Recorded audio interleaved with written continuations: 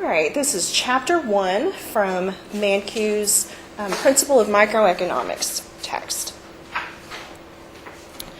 This chapter, your author is really going through some basic principles, and you might think of a principle as a rule or just something that, people might have principles that they live by. So, for example, treating people the way you want to be treated. So things that they generally live by, go by, and works for them most of the time. And these are, really principles in economics that your author is going through that most economists agree with. Most economists think that they're true, and certainly sometimes there are exceptions, but he goes through these 10 things that he considers to be principles. But to start out, he talks about what economics is.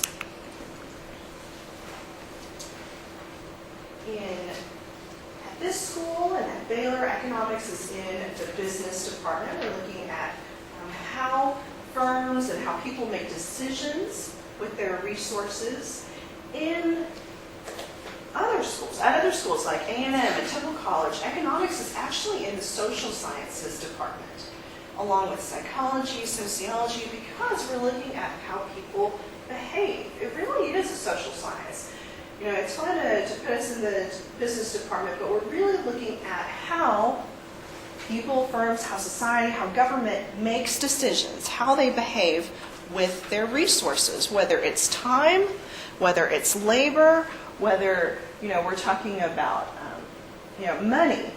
And so economics really is a social science. Why do we have to make decisions? Why does society have to make decisions? Why do we have to make decisions? Because of the fundamental problem of economics, which is scarcity. I think, if I were to ask you all, how many of you all would love to take more vacations than you do? Or drive a nicer car, or live in a nicer place? We all have wishes and we all have goals, but we have to make decisions, right? And it's because we have limited time and limited resources, limited money. So limited resources, that's scarcity. Because we have scarcity, we have to make choices about all of these things down here at the bottom of the slide. Now, these first few principles deal with how people make decisions.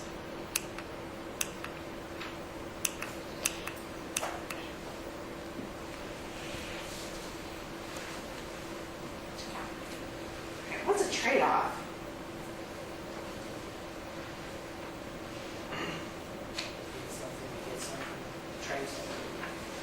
Exactly.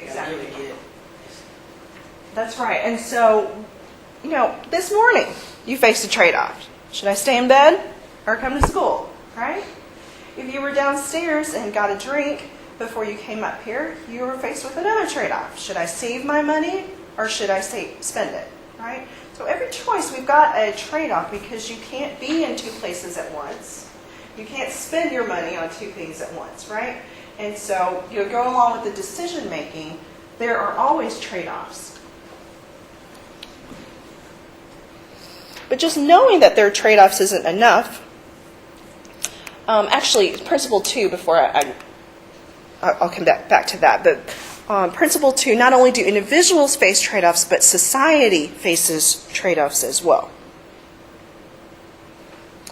Efficiency versus equality. So just like you were saying, to get something, you have to give up something else. Well, if society were to focus on equality, the second goal,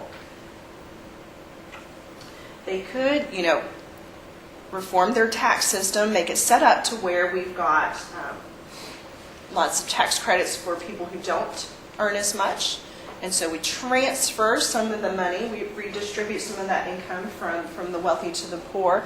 But, are the wealthy going to be happy with that? They might be okay with it up to a certain point, but then you might see, some changes of behavior. Maybe they aren't going to work as hard. Maybe they aren't going to employ some strategies so they don't have to pay as many taxes. And this is going to affect incentives, right? And so then that's going to hurt efficiency. If people aren't going to work as hard, if people aren't going to work get second jobs and produce more, if that's going to lower productivity as a whole, then we're going to sacrifice some of this for this, right? When you were spending your money this morning, if you got a drink or snack downstairs, you were sacrificing saving. So not only do individuals face trade-offs, but society faces trade-offs too, and things like, deciding how to tax money, or deciding what kind of construction projects. Should we build a new highway or should we build a new school? So not only individuals, but society face trade-offs. But recognizing trade-offs are there doesn't help us with decisions, so we need to talk about a few more things. Principle 2, the cost of something is what you give up to get it. And we just said that whenever you have a trade-off, you're getting something and you're having to sacrifice something else, right? Again, you can't be in two places at once. To be here in class today, you sacrifice sleep. You could be sleeping in right now. The name for what you sacrifice is your opportunity cost. Another definition of opportunity cost, and I think this makes sense too, this is what your author defines it as, is whatever must be given up to get something else. What you give up to get something else. Another definition of opportunity cost could be the next best alternative use of your time. Or money, if we're talking about that resource, but the next best alternative use of your time. You're standing there in line at the bank, you're about to overdraft, you really need to, deposit this check. You might be thinking, well, gosh, I've been standing here for 10 minutes. I could have gotten lunch. I could have taken a nap, or I could have studied before my test, right? Now, there are a whole bunch of things you could have been doing, but, if you pick the top priority, so studying versus nap, if, let's say that it's a really important test, so studying would probably be your first priority, you would say that would be your opportunity cost. So, standing in line trying to deposit this check, I gave up study time, the next best alternative use of your time.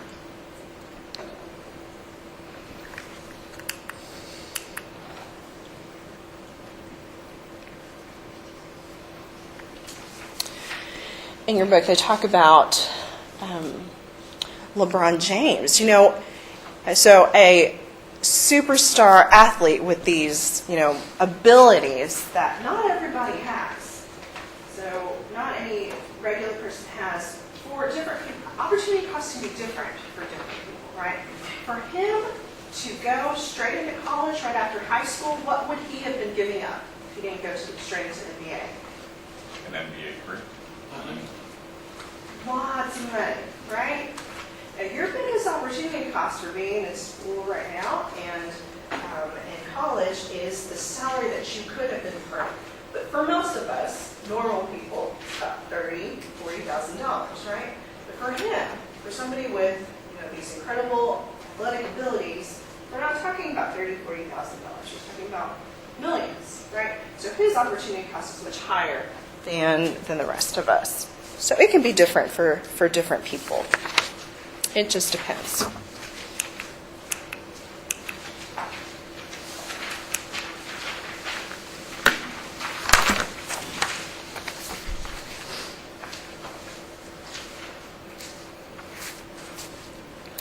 Okay, principle 3, rational people think at the margin. All right, you may have heard this word before. You might remember in school your teacher said don't write in the margin. That was on the edge of your paper here. But this is a little bit different. They're using the word in a little bit different way. When we're making decisions, we're taking into account our opportunity costs. What we also need to take into account is the marginal cost and the marginal benefit. And this will make more sense if I show you an example. So I'm going to switch over here to the document camera.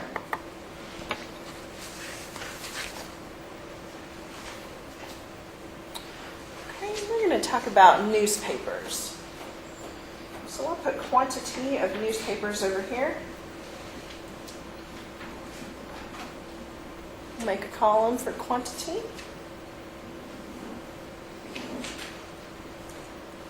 I'll put cost in this column. And I'll put benefit over here in the third column. Okay, for one Waco Tribune Herald, Okay, we'll talk about a weekday edition since I know it's more expensive on Sunday. How much does it cost for a Waco Tribune Herald newspaper? 50 cents? Depends where you get it. Some I have think- little quarter machines, some Right. Well, probably if you were to get it at HEB, it's around 50 cents. We'll just use that for our example. Okay, if you were to measure your happiness or your benefit from reading a Waco Tribune Herald during a weekday on a scale from 1 to 10, what would y'all say? It's bad, it's usually bad news. It's usually bad news. Well, So actually, the level of information you get for 50 cents in the Waco Tribune is not worth it as far as I'm concerned. I would rather spend the 50 cents buying a Dallas paper than. you'd probably get more information at the Dallas paper. But just for the sake of our example, I'll say 3. We'll just pretend that if we were able to measure our happiness, Scale 1 to 10. 3 on a scale of 1 to 10. Okay, same day, same paper. If someone were to try to sell you a second newspaper, it's going to cost the same because it's the same issue, right? But you've already read one. You already have one. How much happiness is that second newspaper going to give you? 0. Okay, y'all are shaking your heads. Well, it depends on if it's something happened that day, something like cool, like Elvis died, stuff like that, like something cool. Okay. That ain't cool, you know what I'm saying? Right. 1, Right. 0. Well, yeah. If there was something special about that newspaper, maybe you were in it, and if you had some value to having extra copies, sure. But let's pretend this is just regular. You're not in there. Oh, y'all are saying no. Okay, so we'll say 0. 0 benefit to having a second one. Well, let's just pretend that you had 2 newspapers. Someone's going to try to sell you a third one. This is same day, same issue. Okay, how many people are going to get annoyed at this point? You don't want to carry 3 newspapers because it's really heavy in your backpack. You're getting ink all over your fingers. Okay, we might see some negative Put it in your shopping cart. benefit at some point. All right, do y'all see what we're doing here? We're looking at the status quo, and we're looking at the next unit, right? The question wasn't, do you want 3 newspapers? It's, if you have 1, do you want a second one? And you're looking at the cost and benefit of the second one. If you have 2, do you want a third one? So this analysis that we just did is called a marginal analysis. So I'm going to come back here and rename these 2 columns. Marginal cost and marginal benefit. And I'll go back to the slide in just a second, but the slide, you've got the handout. It says rational people think at the margin. So rational people are going to, like you were saying earlier, is 50 cents worth it to me? Economists say rational people are going to go through that thought process and say, is 50 cents worth 3 units of happiness? If so, I'll buy 1 newspaper. Is 50 cents worth 0 units of happiness? No. So I'm not going to buy the second and I'm not going to buy the third. But y'all see what we did here. We're looking at, if you have 1, do you want a second one? If you have 2, do you want a second one? And if you have 2, do you want the third one? And what we're doing is comparing the marginal cost and the marginal benefit, not total. So that's what your author means when we're looking at incremental adjustments to an existing plan.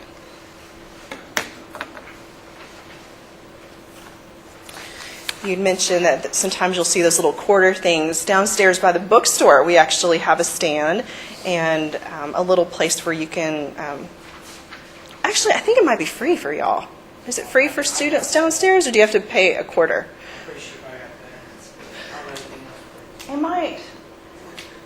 I'll have to look again. Y'all, next time you go to the bookstore, y'all can look at the stand there. It might be free. But if you go to your doctor's office, it might be 25 cents, and there's a little thing where you can stick in a quarter there. But the point is, whether it's downstairs or your doctor's office, there is nobody watching you to make sure that you don't take the whole stack. Because Waco Tribune Herald and other newspaper companies realize that your marginal benefit from your second newspaper and third and fourth is going to be way less than that first one. Now, Coke machines, now they go through lots of precautions to make sure you can't take a whole bunch, right? Because you can save those for later. But for same day, same issue newspapers, nobody's watching you because they know that the marginal benefit diminishes very quickly after the first one. Okay, principle 4. We're still talking about individual decision making. Incentives. I've talked about the benefits of coming to class and paying attention. You have the opportunity to earn bonus points in here, right? That's an incentive. Something that induces somebody to act a certain way, changes your behavior because you want either a reward or you want to avoid a punishment in some way. If you've taken a look at Chapter 1 already, on page 9 there are bus drivers in Chile, and they talked about changing the incentive structure for their pay. So the before scenario, paid by the hour. The after scenario, after they implemented the change, was getting paid per passenger. Okay, how do you think their behavior changed? If you were a bus driver, you're getting paid per hour, and then changed to getting paid, per person that you have on your bus. More guarantee on hourly. Like, depending on people, you depend on your hours or yourself. Quality of bus service would increase due to satisfaction relative to each one of the individual passengers and being able to pick them up and move along effectively. Yeah. How many people would drive a little faster? How do you get more people? Find shortcuts, get people to work on time so they're happy with your service. Be a little more friendly. That's exactly what happened, right? Incentives, going back to economics being a social science, we're looking at people's behavior. Incentives do change people's behavior. So not only are we looking at opportunity costs, partial costs, and benefits, incentives can also change people's behavior too. Okay, let me switch over to principle 5.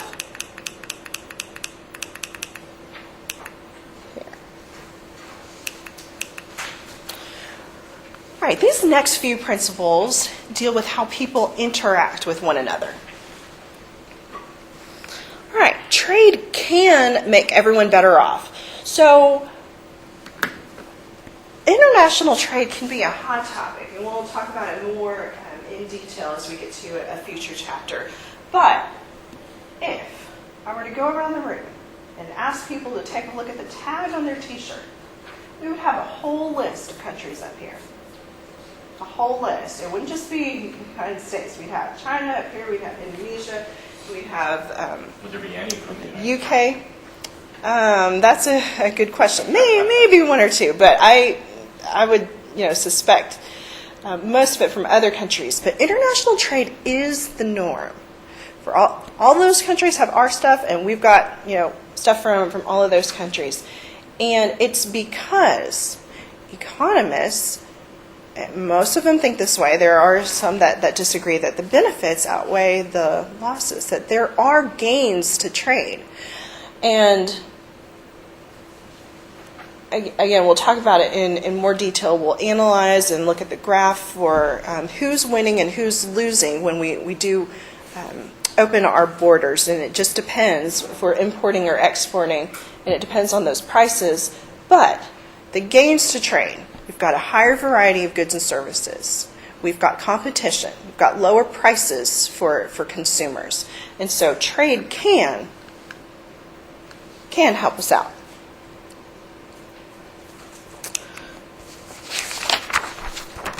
Principle 6. Markets are usually a good way to organize economic activity. Okay, well, what is a market? We've all been part of a market. You've all bought or sold something, perhaps. There's of you who have bought your textbook online. You've participated, maybe off of Amazon, in an online market. It doesn't have to be, brick and mortar. It can be online too. But the market, we're talking about the interaction between buyers and sellers. So your author leaves it pretty general, right? A group of buyers and sellers. He doesn't say that necessarily any buying or selling has to happen. How many of y'all were maybe buying some jewelry or maybe buying a car and you walked away from the transaction because the price wasn't right?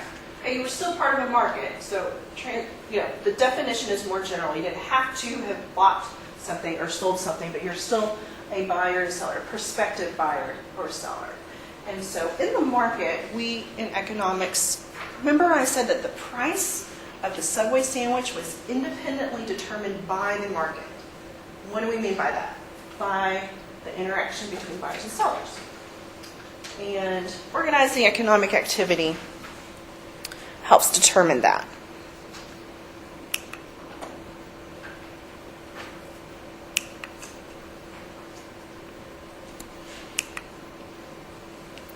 Okay, economists like markets. They like leaving buyers and sellers to interact with one another to come up with a price that's good for both of them. So when we're talking about a decentralized decision or decentralized decision making, we mean just leaving it up to buyers and sellers to interact with one another. I had a former professor who studied the former Soviet Union. And they had centralized decision making. So, you think about if you open your own business today. Oh, how many of y'all want to open your own business someday? Okay, about half of you all. When you open your own business, you're going to have to come up with a business plan, right, and resources to do that. But what you make, how much you make, how much you're going to sell at, those are your decisions, right? And in the former Soviet Union, if you had a business, it's the complete opposite. You were told exactly what to make, how much, and what to sell it for. And if you think about it, just imagine yourself if you were a business owner and you were told to make 100 nails, and that's it for the rest of the year. Okay. Are you going to care very much about quality?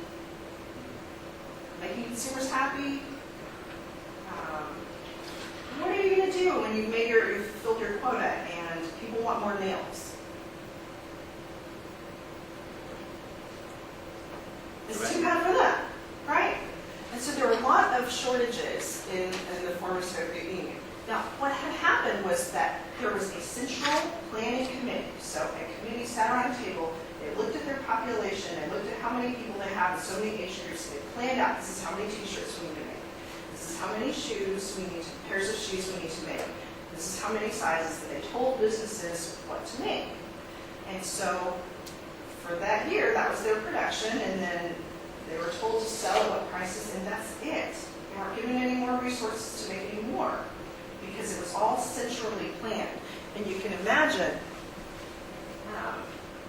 the shortages. My professor said he got on the bus one day and saw a person wrapped like a mummy because he had finally found a store that had toilet paper.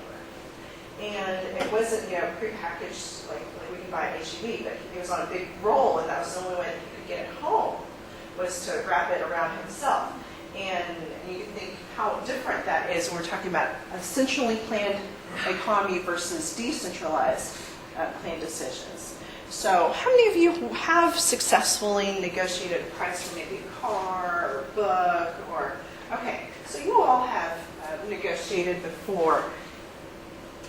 All of you who raised your hand are proof that buyers and sellers, even though buyers you want a low price and even though sellers want a high price, right? Y'all were able to get to a price that was satisfactory for both parties. And Adam Smith, who's called the father of modern economics, described that process, that interaction between buyers and sellers, even though they want different things. He described it as if an invisible hand got you both to that price that was okay for both of y'all. And it's kind of a funny name, but he's talking about you can't see it. It's not like you have this government telling you what to do, this centrally planned committee telling you what to do. It's like it's an invisible force that leads y'all both to a price that's okay for both parties. and everybody can get their needs met.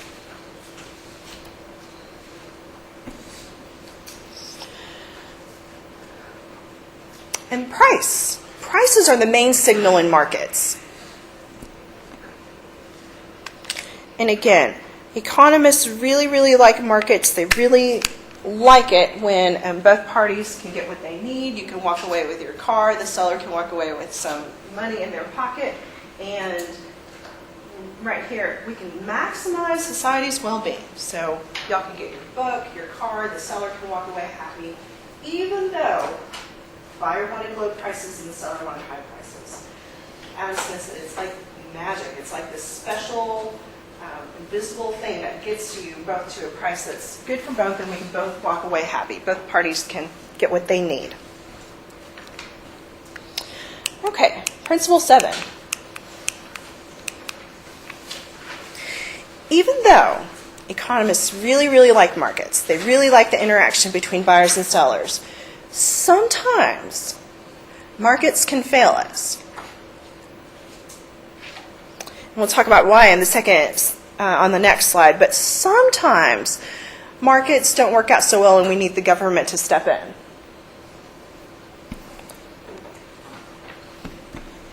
How many of y'all have heard of the story, The Tragedy of the Commons? The Tragedy of the Commons. What do you remember about the story? Or do you remember? Just that if you have less incentive to work and more social handouts people get. Yes. Okay, I'm going to go ahead and write it up here on the document camera. So you'll have this here. There's the Tragedy of the Commons. Okay, at my high school and probably at your high school, y'all had the cafeteria was called the Commons, right, or a common area. It's basically, it doesn't matter what grade you're in or what level you are, it's just a place to hang out before or after school. And in the original story, there's this common grassy area. So imagine that you're a shepherd and you're on your journey and you come to this big grassy area that anybody can go to. So free pasture, free grass. What are you going to let your sheep do? Okay, graze. Are you going to say, okay, sheep, stay over here so we can make sure there's a bunch of grass for everyone else? No. What are you going to do? Let them eat as much as they want. Makes sense, right? Okay, what happens when I do that, and you do that, and everyone else does that, who has a big flock of sheep? Okay, it gets overgrazed, right? And that's the tragedy of the common area. So this is one story that proves an example for, there are other points too, like you were talking about, and it also proves that, what's good for the individual isn't what's good for the whole. But, going back to our PowerPoint here, this is why property rights are very important, because common, open, public areas tend to get overused. And who enforces property rights? Well, we'll need the government to do that. You can't just rely on, buyers and sellers to do that most of the time.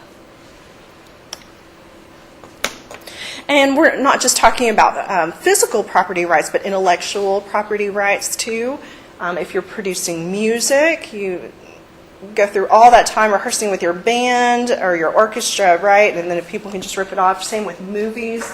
So there's more of an incentive to produce and create new stuff if you know that there's going to be some protection of your property. So sometimes the government can help with that. Going along with the same principle, 7. So the government can come in and help with property rights, but also the government can come help when we've got a couple of cases of market failure. So the market can fail when we've got common resources being overused. The market can also fail when we have something called externalities.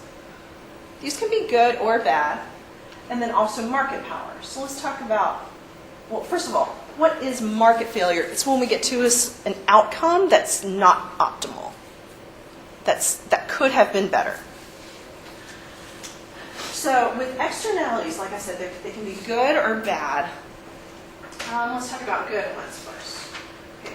An externality, that means that there's a benefit, in this case, as we're talking about positive externalities, that is external to whoever's doing this decision making. That's where it gets its name. So I get a flu shot, I go to Walgreens and pay $30 to get a flu shot, and I stay healthy, I don't cough on you, I don't get my germs all over your papers that I'm passing back to you. Do you benefit? Okay, you have experienced a positive externality, or you will experience a positive externality by me staying healthy, even though you had nothing to do with that $30 transaction, right? Okay, and how many of y'all have seen the movie Erin Brockovich? Okay, Julia Roberts' character, what is she fighting? Large corporation. Big, okay, Pacific Gas and Electric, I think, was the big corporation. What were they doing? Dumping a bunch of waste into the water. And what was happening? It was affecting people's health. Okay, people were getting cancer, people were having tumors, and as if that wasn't bad enough, they were hiring doctors to say, oh, that's completely normal. You're okay. You're being healthy. So, you can see pollution is definitely an example of a negative externality, right? Even though if you lived in that community, you were getting hurt by that corporation's, that big company's decision making of dumping all their waste into the water. Why would a company do that, by the way? Save money. Okay, it costs money for them to dispose of all that hazardous waste in a safe way, right? And so it makes sense when you're looking at it from a financial standpoint, but if we care about people's lives and health and the community, then your author's saying that's when it would be an appropriate role for government to step in and fine them and stop them from doing that. Because if you just left it up to the market, if you just left it up to the corporation to think about their costs on their balance sheet, then this might happen and a bunch of people might get hurt. And all of those people getting tumors and cancer, that's a negative externality. So you can see that consequence and their hurt was external to the decision making. Okay, market power. A single buyer or seller has substantial influence on the market price. Okay, what's a monopoly? When one company owns all the control over a product and then can control how it's priced and where it's delivered. Okay, they're the only seller. They're the only seller. So those of you who have gone to a Baylor game, for example, you're not supposed to bring food in, right? You're supposed to eat at the concessions there. If you've gone through the security at the airport, you're not supposed to bring water in, right? They'll make you throw it away. You have to buy it in the terminal. It's the only place you can get it. So what are you going to expect to see? Extremely high prices. $3 for a bottle of water, right? Whereas you could have gotten it for $1 if you bought it outside the terminal. But when we have a single seller, for example, a monopoly, they've got more control over the price. If you can only buy water in the terminal, they're going to charge you a little bit more because that's the only place that you can get it. And they have more control over the price. Whereas if you could have brought water in, if you could have gone to any seller to get your water, then the convenience stores in the terminal don't have as much market power, right? How many of y'all use AT&T? Okay, how many of y'all use T-Mobile? Your cell phone. Not many of us.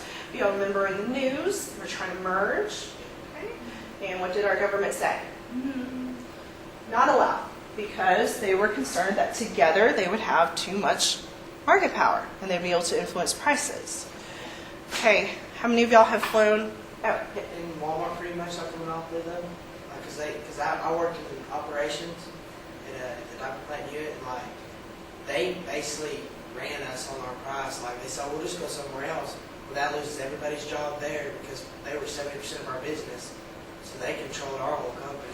They control individual companies, but Yeah. they have loopholed around the monopoly label. Yeah, I wouldn't say that they're a monopoly because as a retailer, you can go to Target, H-E-B, you can go to other retailers, but they are so big. We had to, or at least my company did, to stay in business because they signed a contract, and then the next year they're saying, well, we wanted it this price, so they're eating the losses, and that cuts into my time. I get to work. Where do you work? Well, now I sell cars down the street. Okay. I used to work at HP in operation. Okay, but, yeah, so I wouldn't say by definition they're not a monopoly, but do they have a lot of market power because of their size? Yeah, I would say so. So does Woolworth.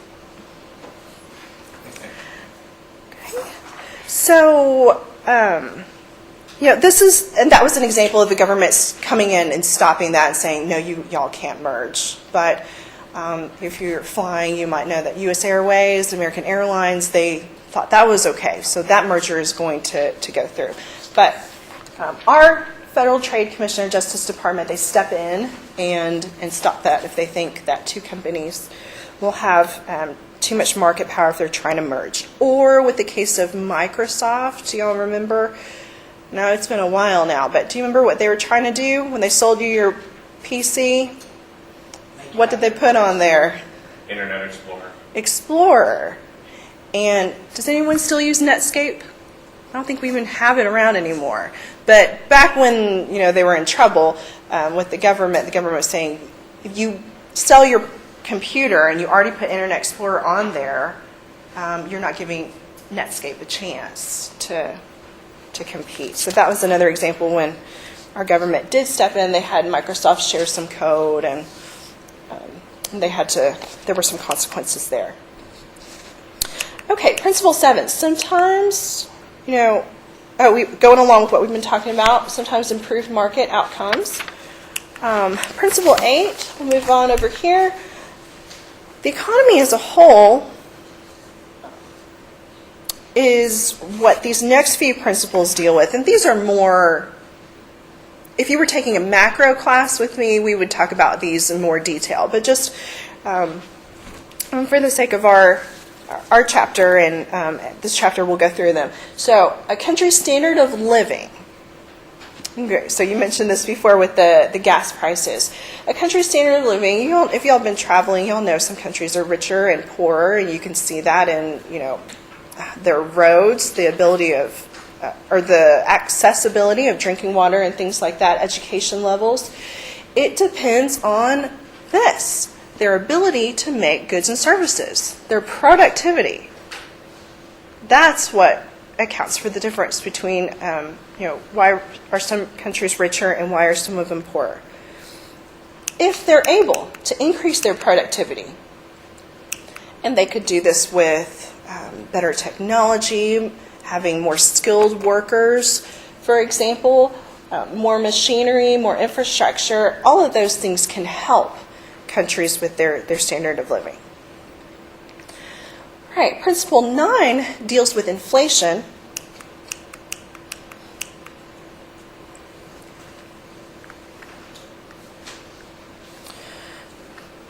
By the way, this is measured with the Consumer Price Index, and from last month, from the latest figures that we have are from April, but from March to April, our Consumer Price Index, our measure of inflation, actually went down 0.4%. And so we don't see inflation as a problem right now in our country. But when you see the general price level of things going up, that's called inflation. And we see that happen in countries when the government, in our country, our central bank's the Federal Reserve, when they print too much money and they don't control the money supply, that can contribute to inflation. Okay, and the last principle, we mentioned that individuals and society faces trade-offs. They all face trade-offs, and here's another trade-off that society faces between inflation and unemployment.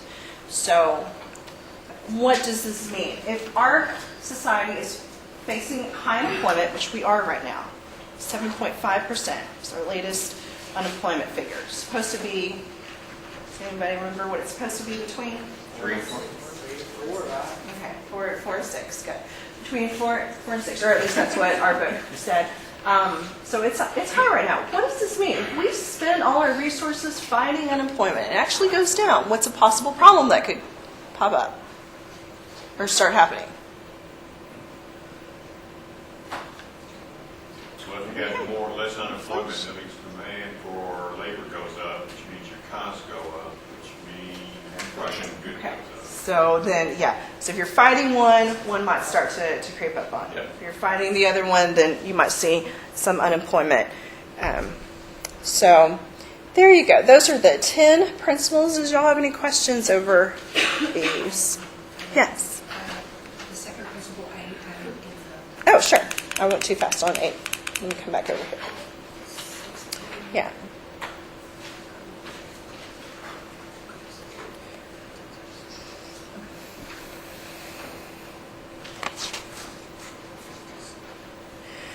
All right. That, I think you'll have all the blanks on, all the text on the summary slides. So that is the end of chapter 1.